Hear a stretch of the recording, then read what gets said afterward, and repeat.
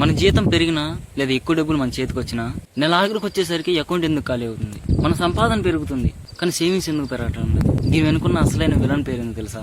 Life style creep. ఈ వారం నేను దీని గురించి బాగా రీసెర్చ్ చేసినప్పుడు తెలిసిన కొన్ని విషయాలు మీతో పంచుకోవాలనుకున్నాను. ఎందుకంటే నాకు చాలా షాకింగ్ అనిపించింది. లైఫ్ స్టైల్ క్రీప్ అంటే చాలా సింపుల్.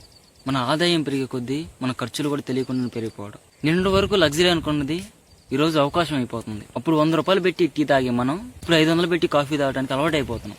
నేను రీసెర్చ్ చేసిన డేటా ప్రకారం 80% మంది వాళ్ళు సంపాదన పెరిగిన మొదటి 3 నెలల్లోనే ఈ ట్రాప్లో పడిపోతున్నారు. ఎందుకంటే నేను పడ్డాను. మనం సంపాదిస్తుంది దేనికి? ఎదుటి వాళ్ళకి చూపించుకోవడానికా లేదా మన ఫ్యూచర్ కోసమా? మనం ఆలోచిద్దాం. అందుకే నేను నేర్చుకున్న ఈ చిన్న సొల్యూషన్ మీతో షేర్ చేస్తున్నాను. అదే ద 50% రూల్. మీకు ఎప్పుడైనా ఎక్స్ట్రా ఇన్కమ్ లేదా ఇంక్రిమెంట్ వచ్చినప్పుడు అందులో 50% మాత్రం ఖర్చులకు ఉపయోగించుకోండి. మిగిలిన 50% ఇన్వెస్ట్మెంట్ చేయడానికి మ్యాక్సిమం మనం ట్రై చేద్దాం. ఎందుకంటే ఇది మనం ఫైనాన్షియల్ ఫ్రీడమ్ నుంచి రక్షిస్తుంది. నేను కూడా ఇది ఇప్పుడు స్టార్ట్ చేస్తున్నాను. మనం కూడా స్టార్ట్ చేద్దాం. మీరు కూడా స్టార్ట్ చేయండి.